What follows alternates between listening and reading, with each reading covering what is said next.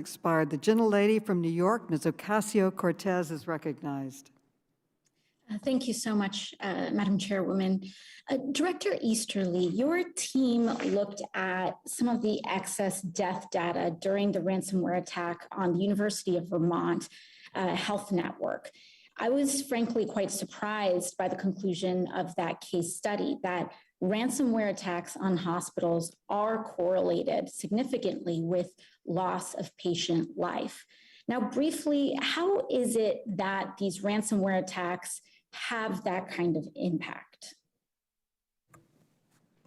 Congresswoman, that study looked broadly at excess deaths during COVID, during the COVID pandemic, largely looking at what happens when hospitals are overwhelmed with ICU patients suffering from COVID. What were the number of excess deaths from other types of needed hospitalizations or ICU admittances? So there were excess deaths from things like heart attacks and cancer, et cetera.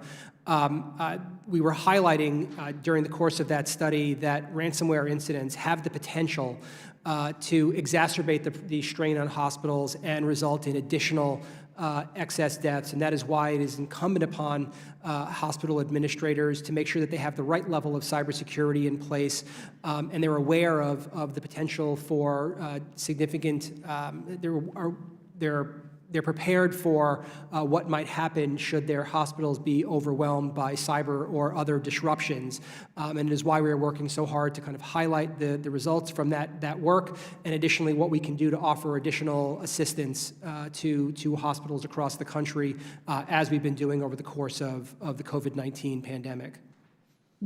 Thank you. And, as I understand it, the victims of ransomware attacks, including institutions like hospitals, are often reluctant to admit that they were targeted. And sometimes they just pay this ransom and try to essentially not report it. But just to confirm, and again, very briefly, Director Vorndran, paying ransoms to cyber criminals instead of reporting it out and working with the government does not necessarily guarantee that that data will be decrypted or that their systems will be secured, correct?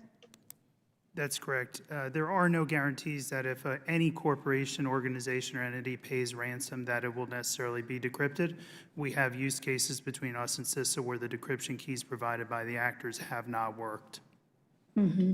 And Director Easterly, currently the House is seeking to pass the Build Back Better Act. And now, among other things, this bill includes more than $400 million for your agency, the Cybersecurity and Infrastructure Security Agency.